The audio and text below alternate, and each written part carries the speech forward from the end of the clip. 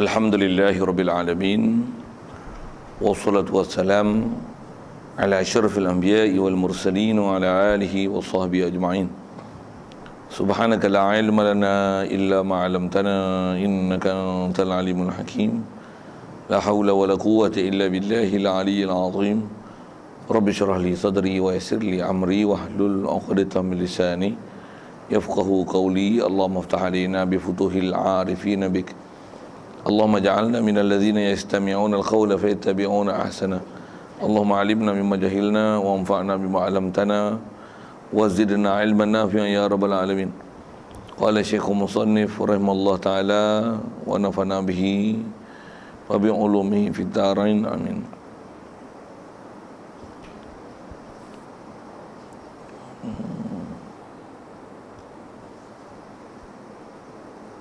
Kita di muka surat 10.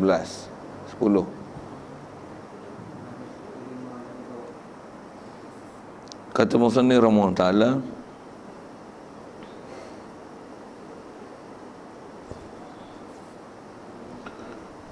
dan mustahil di sebelah mana-mana pihak bagi jerim, maka tiada ia di sebelah hadapan kita dan tiada ia di sebelah belakang kita, dan tiada ia di sebelah atas kita dan tiada ia di sebelah bawah kita, kerana sekaliannya itu mustahilnya. Ya, terima sekalian, pertama sekali syukur terima kasih kita kepada Allah Ta'ala. Syukur terima kasih kita kepada Allah Ta'ala pertama sekali nikmat hidup yang masih Allah Ta'ala beri hari ini, dan syukur kita dapat Islam. Syukur juga Allah Ta'ala jadikan kita boleh ke masjid, ke surau, ke majlis-majlis ilmu, dengan itu dapat kita memahami dan mempelajari serta membenarkan semua ajaran yang dibawa datang oleh Nabi kita Muhammad sallallahu alaihi wasallam. Kita pula dapat taat patuh pada perintah Allah Ta'ala dan meninggalkan larangannya. Syukur banyak-banyak ke Allah Ta'ala, segala limpah kurnia yang besar-besar gitu diberi ke kita. Syukur juga kesihatan, kelapangan masa diberi pada hari ini, yang diberikan pula keupayaan untuk boleh hadir untuk meneruskan bacaan kitab kita di pagi ini daripada kitab Paku Iman. InsyaAllah kita dalam masjid ni ada peluang mendapatkan itikaf. Kalau tak niat lagi, main niat sama, kerana itikaf adalah ibadah. Ibadah tak sah melainkan dengan niat. Lafaz niatnya saja aku itikaf dalam masjid ni kerana Allah Ta'ala. Kata Musannif rahimahullah ta'ala, dan mustahil di sebelah mana-mana pihak bagi jerim. Untuk sekalian, kita nak sambung ni masih kalau ikut dalam bab perkara yang mustahil bagi Allah Ta'ala. Kalau ikut dia sebut lawan bagi mukhalafah lil hawadis, iaitulah mumasalah lil hawadis, menyeramai baharu. Jadi ada beberapa ciri baharu yang kalau ikut yang kita dah bicara lepas, antara yang memang jadi dasar pembahasan dalam ilmu akidah ni ialah mustahilnya Allah Ta'ala sifat baharu tu. Jadi kita nak kenal Allah Ta'ala adalah dengan kita mengenal baharu. Baharu tu dengan mana maujudun yang qablahu adamun, benda ada yang didahului oleh tiada. Jadi apa-apa ciri-ciri yang menunjukkan itu adalah ciri benda yang asalnya dia tak ada, lepas tu jadi ada. Sama ada istilah berjerim, berjisim, jauhar, arad. Begitu juga antara yang kita bicara dulu adalah masalah hampir, dekat, jauh, manis, masin, sejuk, apa sebagainya tu adalah mustahil pada Allah Ta'ala. Jadi apa yang kita nak sambung ni, kalau ikut masih lagi dalam nak mengenal ini adalah sifat makhluk, dan nisbah macam ni adalah mustahil pada Allah Ta'ala. Kata dia, dan mustahil di sebelah mana-mana pihak bagi jerim. Jadi antara sifat makhluk yang tak sepatutnya dinisbah pada Allah Ta'ala adalah mustahil Allah Ta'ala ni di sebelah mana-mana pihak bagi jerim. Jadi kalau pandang dengan jerim, nisbahkan Allah di hadapan ke, depan, belakang, kiri, kanan, atas, bawah, apa-apa pihak yang 6 yang selalu bahasa disebut dalam kitab 6 lah, adalah mustahil bagi Allah Subhanahu Wa Ta'ala. Mustahil di sebelah mana-mana pihak bagi jerim. Jadi situ rasanya nak, betul tak? Rasa macam nak baca je. Cuma hari tu kalau ikut yang kita bicara, yang sifat jirim sifat makhluk adalah makhluk berpihak. Jadi mustahil Allah ada pihak. Yang ni beza dengan hak itu, adalah mustahilnya Allah dia dengan makhluk, dia ada di pihak nisbah makhluk. Itu pun mustahil. Jadi bezanya dengan hak dulu ialah menisbahkan pihak pada Allah berpihak. Dia ada kiri, kanan, depan, belakang, atas, bawah. Yang kita nak bicara hari ini adalah dia dengan nisbah kita, dia ada pihak dengan kita. Itu pun mustahil. Jadi kalau ayat dengan bahasa Arabnya, mustahil Allah Ta'ala ni, mustahil huwa lahu jihah, bagi dia ada, dia itu ada pihak. Dan mustahil dia tu keberadaan dia adalah dengan nisbah kita, dia di pihak. Itu pun mustahil. Baik. Pasal mustahil orang Ta'ala pihak, pasal pihak tu dia yang buat ke nisbah kita, kita yang ada pihak. Adapun dengan nisbah kita ke dia, dia berpihak dengan kita, maksudnya dia hadapan kita ke, di belakang kita ke, itu pun adalah mustahil. Pasal menunjukkan bahawasanya ada nisbah kita dengan dia, seolah-olah bila kita wujud di ruang, nescaya dia pun ada berada di ruang, dan kewujudan kita nanti menisbahkan kedudukan dia dengan kita dalam ruang. Boleh faham kot bahasa macam tu kan. Jadi tujuan kita belajar macam ni apa? Belajar fahamkan hal yang ada pada kita, makhluk. Dengan itu nisbahkan pada Allah Ta'ala, perkara macam ni tak layak, pasal dia adalah keadaan makhluk. Ini keadaan makhluk, ini fact of creation. Semua benda-benda yang nisbah kena cipta, inilah antara sifat dan cirinya. Jadi nescaya perkara itu adalah mustahil pada Allah Ta'ala. Pasal Allah dia laisa kamitslihi syai', tak ada seumpama dia sesuatu, tak ada yang boleh dimisil, diumpama, nak dinisbah kepada dia dengan nisbah makhluk. Subhanallah. Baik. Satu disebut mustahil di sebelah mana-mana pihak bagi jerim. Jadi di atas kaedah itu, maka tiada ia Allah, mustahillah ia di sebelah hadapan kita, atau tiada, dan mustahillah ia di sebelah belakang kita, dan tiadalah ia di sebelah atas kita, dan tiadalah ia di sebelah bawah kita. Kerana alasan diberi kerana sekaliannya itu mustahilnya. Baik. Hari itu pun rasanya saya ada sebut tentang nisbah ke pihak itu. Pasal tak mana mustahil tu, kemustahilan Allah berada di pihak. Kalau ada ayat Quran pun yang seumpama ini, maka mestilah bukan itu maksudnya.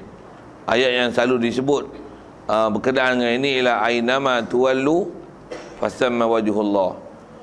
Terjemah sekali lalu ayat Quran tu, di mana saja kamu beradab, kamu berpaling, fasamma wajhullah, di situ adalah wajah Allah. Terjemah mentah-mentah macam tu lah. Kalau faham sekali lalu, ambil mentah-mentah ayat Quran itu, kita beradab kat mana, Allah kat situ lah. Yang tu ayat fakta, macam mana pun betul kayak gitu. Kalau pakai dengan makna tersebut, di mana saja kita beradab, di situlah Allah Ta'ala. Jadi tengoklah kita beradab kat mana, masing-masing akan ada tempat arah beradab masing-masing kan? Kalau kita guna bahasa matematik, bahasa apa, ilmu pelayaran, bila sebut beradab ni, dia akan ada istilah bearing kan. Bearing ni nisbah utara, selatan, timur, barat, barat daya apa semua betul lah. Ada bearing sampai 360. Jadi kalau kata kita beradab di mana, di situ Allah Ta'ala. Jadi masing-masing akan ada bearing masing-masing. Jadi sebenarnya di mana bearing Allah Ta'ala? Kan pening punya cerita tu. Di atas peningnya maksud menyentuh tu yang mustahil dengan makna tersebut. Kenapa pula ada mustahil makna tersebut? Pasal kaedah kita dalam Quran ni, sikit nak baca bahasa Quran tu, pasal kenapa ada kaedah-kaedah macam ni, dan kenapa kita belajar dengan format macam ni. Ulama membahasakan macam ni adalah mustahil daripada Allah Ta'ala. Kerana kalau asal ayat Quran tu, kalau pakai makna mentah-mentah, dia akan makna macam tu. Makna kata, pasal kita, kalau kata nisbah di mana kita beradab, di situ Allah Ta'ala, makhluk ni punya ramai. Jadi kalau saya sebut dengan istilah bearing tu tadi, saya adalah Allah Ta'ala ni kalau di sebelah kita beradab, kita akan beradab bukan sama arah kan? Jadi kalau gitu akan ada bearing masing-masing. Jadi sebenarnya kewujudan Allah Ta'ala bearing dia mana satu.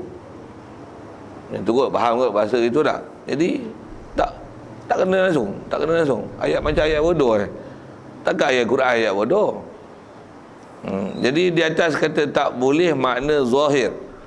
Kaedah ulama tafsir kita sebut ayat Quran ni, asal ayat Quran dia mana-mana ayat Quran yang datang asalnya hendaklah dipakai makna zahir. Melainkan jika dipakai makna zahir, dia akan membawa kepada mustahil. Ataupun kalau nisbah bab ketuhanan ni tak layak. Kalau tak dalam bab ketuhanan pun, yang dia istilahnya menyalahi realiti. Dia menyalahi realiti. Maka ayat Quran tersebut hendaklah tak dipakai dengan zahirnya. Dari segi istilahnya ditanggung. Ayat Quran tu tak dipanggil ayat hakiki, bahkan dipanggil ayat majazi. Dengan istilah lain dipanggil ayat tu tak dipanggil ayat muhkam, tapi dipanggil ayat mutasyabihat.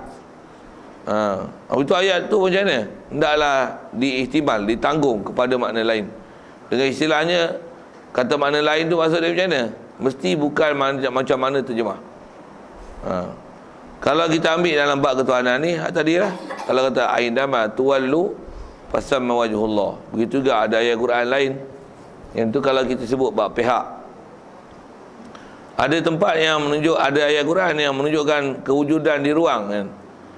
Dan menunjukkan kebersamaan dengan kita. Wa huwa ma'akum ainama kuntum. Dia bersama dengan kamu ainama kuntum, di mana saja kamu berada. Itu pun satu PCM tak. Tadi kata mana kita beradab. Yang ni di mana kita berada. Allah kat mana kita beradab ke kat mana kita berada. Kan dah jadi istilah moden ni, bahasa Inggerisnya kontradik. Berlaku percanggahan. Bahasa Arabnya berlaku ta'arud. Berlaku pertentangan makna. Quran mesti makna betul. Untuk apa makna dia? Mesti ada makna betul. Macam mana nak bagi tanggung betul? Tu ulama dah selesai kan. Satu, apa yang kita belajar dengan kaedah akidah yang macam kita baca kitab macam ni sekalian, dia ialah satu format yang ulama dah ambil kesimpulan, dah rumuskan dengan telah melihat semua ayat Quran. Betul ni kesimpulan dia. Kalau macam Wahabi tu, dia ambil satu ayat Quran, lepas tu kalau bahasa kita ni duk tebang duk pakai ayat tu.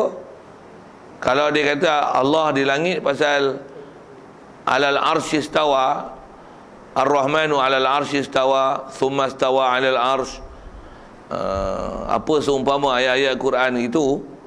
Jadi yang tu tak istawa alal arsy, yang ainama tuwallu fasamma wajhullah, nak buang mana? Wa huwa ma'akum ainama kuntum, nak buang mana? Nak buang tu maksudnya ke semua ayat Quran. Duk gedi-gedi duk kata Allah Ta'ala kat langit, kat arash. Ada ayat Quran yang kata di mana kamu berada Allah Ta'ala ada kat situ. Nak cerita macam mana tu? Ayat Quran tu nak sepak mana? Ayat Quran yang kata wa huwa ma'akum aina ma kuntum, dia ada bersama dengan kamu di mana saja kamu berada. Ayat Quran tu nak sepak mana? Untuk sebenarnya realiti Allah Ta'ala kat mana? Tu ulama dah buat kesimpulan. Sebenarnya tak dibahasakan tempat kat dia. Habis selesai lah. Itu dia konkludasi. Kalau kata bertempat, kenapa pilih ke arah dia? Kenapa tak pilih di mana-mana? Kenapa tak pilih di mana kita beradab? Yang tu tempat-tempat yang kita kena faham. Kalau di sebab kita belajar kitab ni, nak ambil faham kitab tu satu hal. Kalau dengan kita tengok apa yang sebenarnya boleh jadi macam ni adalah sebenarnya ambil bahas pada Quran, dan apa yang telah dibahas itu, dan bagaimana ada tengok sekali lalunya macam ada percanggahan. Dia bukan percanggahan, tapi dia adalah kebodohan ambil mana dengan ambil mentah-mentah hanya berdasarkan beberapa ayat Quran ataupun ayat Quran tertentu tanpa melihat kepada semua. Yang ni tempat-tempat yang kalau orang yang tak ada ilmu tentang Quran tu kan, dia akan jadi kesalahan mengambil faham makna Quran. Pasal Quran ni dia kena faham dengan ilmu yang sangat mantap dari segi bahasa dia, tata bahasa dia. Lepas tu pula kena faham dari segi fakta sejarah dia. Ada istilah nasikh mansukh. Pasal ada ayat Quran yang terbatal hukum. Ada ayat Quran yang dengan turun kemudian ni dia membatalkan hukum dahulu. Jadi kita kalau tak tahu hukum mana nasikh mansukh, nanti tengok kita terpakai hukum mansukh. Satu asal nak sebut yang tu nasikh mansukh. Cuma yang tu banyaknya dalam bab fiqah. Yang ni bab akidah. Oh tu nak faham kat mana? Allah Ta'ala di langit kah? Allah Ta'ala di aras kah? Allah Ta'ala di hadapan kita kah? Allah Ta'ala di mana-mana kah? Allah Ta'ala bersama kita kah? Jenuh jawab tu. Itu yang kaedah kita macam mana? Semua tu adalah mustahil pada Allah Ta'ala.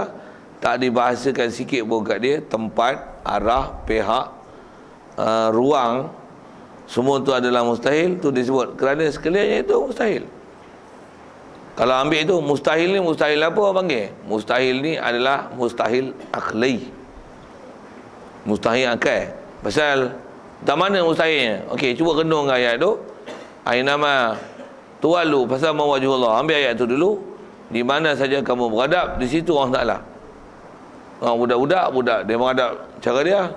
Itu kalau kita sebut dalam bentuk menegak. Kalau pakat tidur, kita beradab kat mana? Masing-masing beradab lah. Ada beradab ke atas, ada ke tepi, kiri, kanan. Tu kalau guna bahasa bearing tu, setiap orang ni akan ada bearing dia. Jadi bearing tu nanti bukan saja bearing macam ni, dia akan ada bearing macam ni.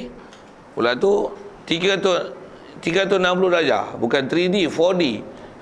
Boh pi bahasa DDD tu. Itu mana sebenarnya Allah Ta'ala membawa pada makna mustahil. Itu mesti bukan makna itu. Itu adalah dilalah mustahil ataupun dalil yang menunjukkan mustahilnya dipakaikan Al-Quran dengan makna tersebut. Lepas tu ada ayat Quran yang kalau saya sebut tadi, wa huwa ma'akum aina ma kuntum, di mana saja kamu berada, Allah Ta'ala di situ bersama dengan kamu. Wa huwa ma'akum, dia bersama dengan kamu, aina ma kuntum, wherever you are. Jadi kalau kita masuk dalam tanah, bubuh macam tu je kan, bubuh macam tu je untuk menunjukkan apa kelakar ayat gitu. Nanti kita duduk dalam tanah, Allah pun dalam tanah juga. Ayat awak kelakar gitu, awak kelakar gitu. Esok kita masuk kubur, dia pun masuk kubur juga. Ayat awak kelakar gitu, awak kelakar gitu. Kelakar ayat itu, mustahil. Bodoh, faham bodoh. Dia istilah tu kata. Bahasa dia faham bodoh. Faham mentah-mentah ni faham bodoh. Satu, bila faham bodoh, apa maksud dia? Jadi tak betul lah ayat faham maksud itu. Yang ni kalau balik pada kaedah bahasa yang dengan apa yang telah dibahas oleh ulama, dia istilahnya tu yang dipanggil ayat majazi, ayat majaz. Istilah majaz ni maksudnya ayat tu tak dipakai dengan translation word by word, dan tak dikatakan macam ni. Pasal kalau Wahabi dia banyak gunakan ayat macam ni lah untuk melepaskan diri dia daripada orang kata dia salah. Dia kata apa? Kami nak guna bahasa Quran, Allah kata dia di arah, kami nak pakai bahasa Allah kata. Allah kata istawa ala arsh, alal arsh. Allah Ta'ala kata dia istawa alal arsh, dia bersemayam di aras. Allah kata di arah, kami kata di arah lah. Itu ayat untuk dia pelepas diri lah kan. Salahkah kami kata macam mana Allah Ta'ala kata? Macam mana nak jawab balik? Jawab pakai ayat Quran lah juga. Ustaz Bangkang ni tu, awak hantar kata Allah Ta'ala wa huwa ma'akum aina ma kuntum. Allah Ta'ala bersama dengan kamu di mana saja kamu berada. Awak tak pakai ayat tu, awak gedi-gedi kan nak pakai ayat tu. Kalau yang tu nak kata, hampa nak kata Allah Ta'ala kami nak pakai macam mana Allah Ta'ala kata dia ada ke arah. Tu yang dia kata dia ada bersama dengan kamu tu, hampa nak pergi campak mana? Mula nak degah kau. Tu yang tadi tu, aina ma tuwallu fasama wajhullah, di mana saja kamu berada, di situ Allah Ta'ala. Awak tak pakai ayat tu pula. Semua ayat Quran belaka. Dia memang kena kelahi tu. Itu pun salah satu format kelahi lah. Kelahi kita duk lawan takwil apa tak. Pakai ayat Quran lain. Labak-labak lagi ayat Quran yang bukan menunjukkan kata di arah. Ayat Quran tu pula mendalilkan seolah-olah Allah Ta'ala ni Bukan duduk situ, bahkan istilahnya tu, mana satu nak buat keputusan? Langit kah? Ada sebut fisama, ada yang alal ars, ada yang ma'akum, ada yang aina matu walu. Kalau ambil lurah sekali lagi, pasal nak sebut tang mustahil keberadaan pihak tu. Ambil mana apa? Kaabah nama lain apa?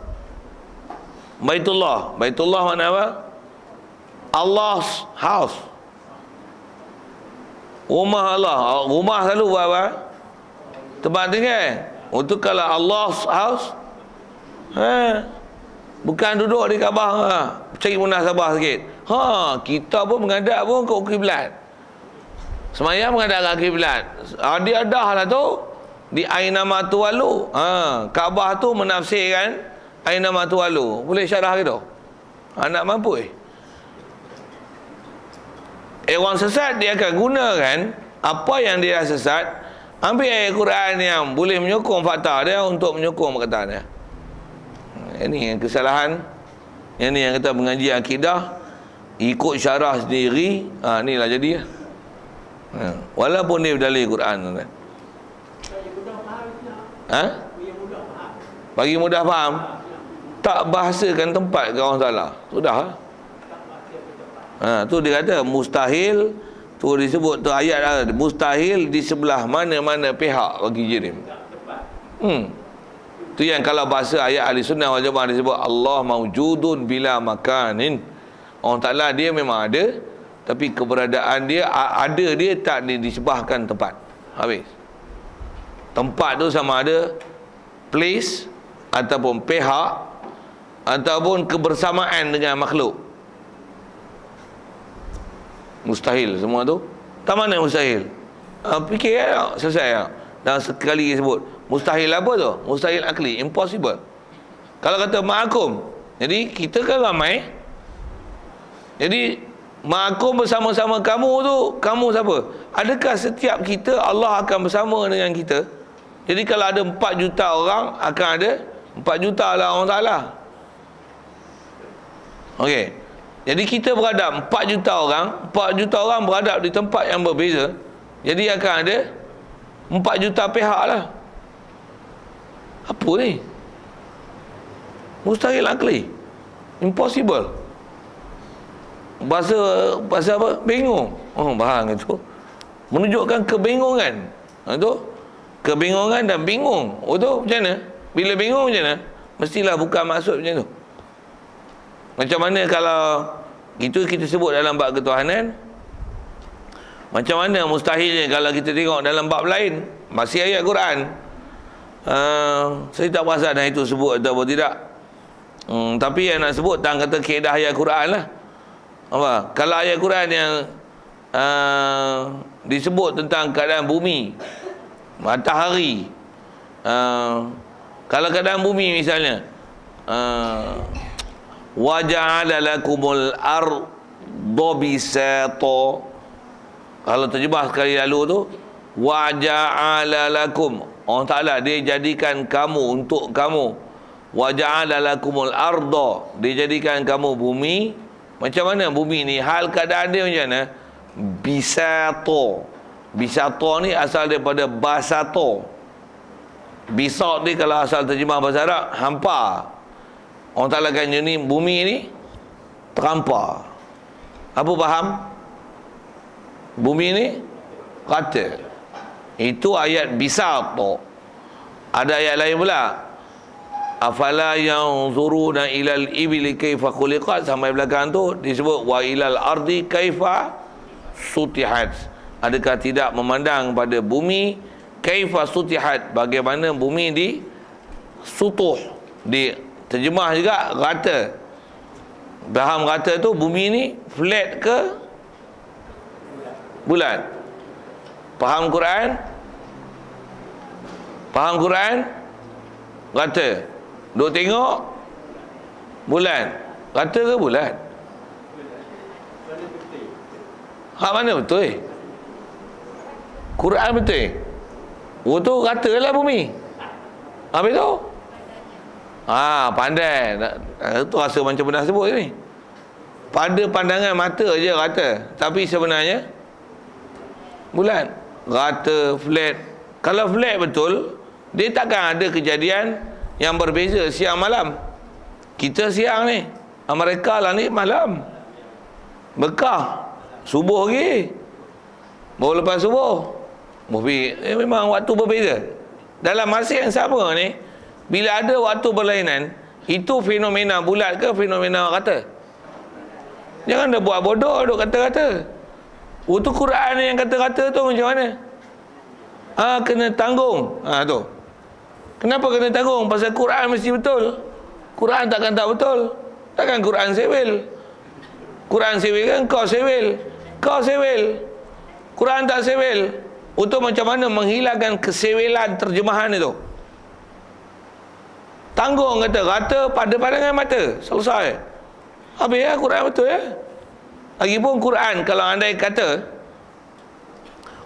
pasal Quran mesti betul. Untuk kalau orang persoal sikit gini, kenapa tak sebut terang-terang kata bumi ni bulat?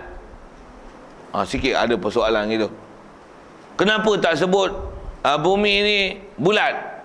Sebut je waja'ala lakumul arda qurratan. Kalau ya Quran lah, kalau bukan Quran lah, Quran taklah raka kan. Orang taklah jadikan kamu bumi ni bulat.